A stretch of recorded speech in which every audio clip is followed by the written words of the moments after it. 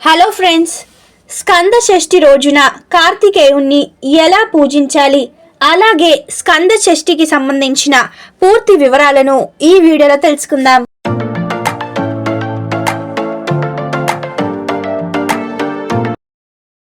శివపార్వతుల ముద్దుల తనయుడు కార్తికేయుడు.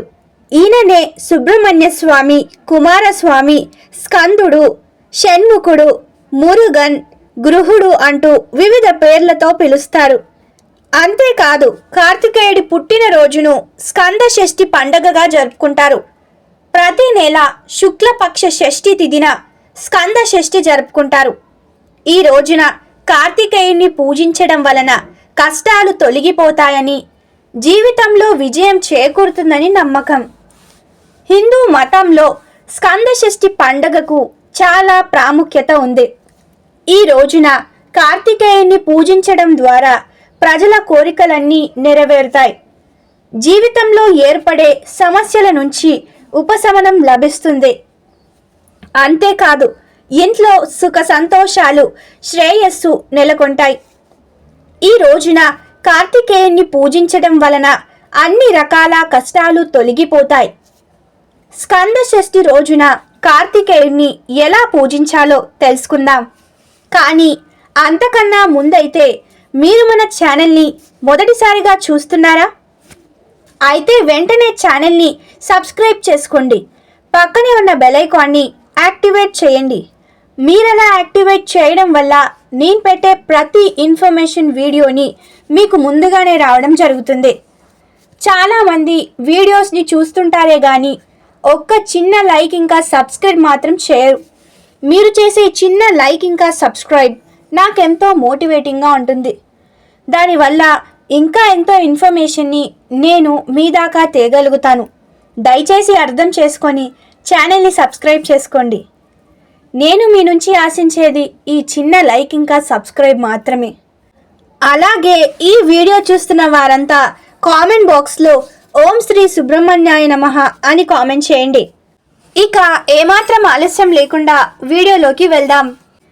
పంచాంగం ప్రకారం మార్గశిర మాసంలోని శుక్ల పక్ష షష్ఠి తిథి జనవరి 4వ తేదీ రాత్రి 10 గంటలకు ప్రారంభమై మరునాడు అంటే జనవరి 5వ తారీఖు రాత్రి 8 గంటల 15 నిమిషాలకు ముగుస్తుంది. అటువంటి పరిస్థితులలో ఉదయ తిథి ప్రకారం స్కంద షష్ఠి జనవరి 5వ తారీఖు 2025న జరుపుకుంటారు. భక్తులు కార్తికేయుని పూజించే స్కంద షష్ఠి కొత్త సంవత్సరంలో ఇదే మొదటి స్కంద షష్ఠి. ఇక కార్తికేయుని ఎలా పూజించాలంటే, తెల్లవారుజామున నిద్రలేచి స్నానం చేసి శుభ్రమైన దుస్తులు ధరించాలి. శుభ్రమైన స్థలాన్ని ఎంచుకొని ఆ ప్రదేశాన్ని పూలతో, దీపంతో అలంకరించండి.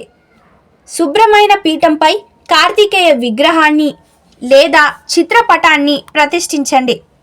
పూజకు అవసరమైన నీరు, పాలు, పెరుగు, నెయ్యి, తేనె, పంచదార, చందనం, పుష్పాలు, దీపం, ధూపం, నైవేద్యం మొదలైన వాటిని సేకరించండి. కార్తికేయ స్వామి ముందు నెయ్యి దీపం వెలిగించండి. గంగాజలం, పాలు, పెరుగు, నెయ్యి, తేనె, పంచదారతో కార్తికేయుని అభిషేకించండి. దేవుడికి చందనం సమర్పించండి. దేవుడికి పువ్వులు సమర్పించడం, అందులోనూ తామర పువ్వులను సమర్పించడం శ్రేయస్కరంగా భావిస్తారు. దేవుడికి పండ్లు, స్వీట్లతో పాటు ఆహార పదార్థాలను నైవేద్యంగా సమర్పించండి. కార్తికేయుని పూజిస్తూ మంత్రాలను జపించండి. ఓం స్కంద దేవాయ నమః. సుబ్రహ్మణ్య స్వామికి హారతి ఇవ్వండి. స్కంద షష్ఠి శీఘ్ర కథను పఠించండి. పూజా సమయంలో మనసును ప్రశాంతంగా ఉంచుకోండి. సుబ్రహ్మణ్య స్వామిని భక్తితో స్మరించుకుంటూ ఉండండి. పూజా సమయంలో ఎటువంటి వివాదాలు, గొడవలు పెట్టుకోవద్దు. ఉపవాస సమయంలో మాంసాహారం, మద్యం సేవించవద్దు. స్కంద షష్ఠి అనేది హిందూ మతం ముఖ్యమైన పండగ. ఈరోజు కార్తికేయుడికి అంకితం చేయబడింది. ఈ పండగను సాధారణంగా కార్తీక మాసంలోని శుక్లపక్ష షష్ఠి తిథి రోజున జరుపుకుంటారు. ఈ రోజున కార్తికేయుని పూజించిన భక్తులకు ధైర్యం, తెలివి, విజయం సొంతమవుతుంది. ఈ రోజున కార్తికేయుని పూజించడం వలన దుష్ట శక్తులు నశిస్తాయని నమ్మకం ఉంది. కార్తికేయుని అనుగ్రహం వల్ల జీవితంలో సుఖ సంతోషాలు, శ్రేయస్సు లభిస్తాయి. సంతానం కోసం ఈ రోజున ఉపవాసం ఉండి సుబ్రహ్మణ్యుణ్ణి పూజించడం వలన ఆ కోరిక తీరుతుందని నమ్మకం. ఇక ఇదండి ఈ వీడియోలో అయితే శ్రీ స్కంద షష్ఠి గురించి తెలుసుకున్నారనే భావిస్తున్నాను. ఆగండి, అప్పుడే వెళ్ళిపోకుండా ఈ వీడియోని మీ ఫ్రెండ్స్ అండ్ ఫ్యామిలీకి కూడా షేర్ చేయండి. ఈ వీడియోని చివరి వరకు చూసిన ప్రతి ఒక్కరికి ధన్యవాదాలు.